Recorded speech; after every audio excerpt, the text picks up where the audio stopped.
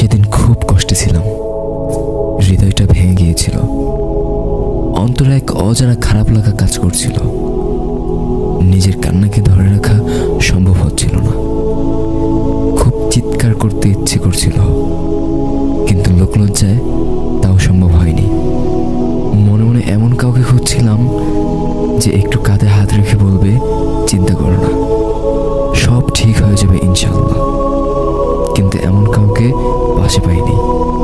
কাউকে পাশে শেষ পর্যন্ত না পেয়ে রবকে সব কষ্টের কথাগুলো বলেছিলাম।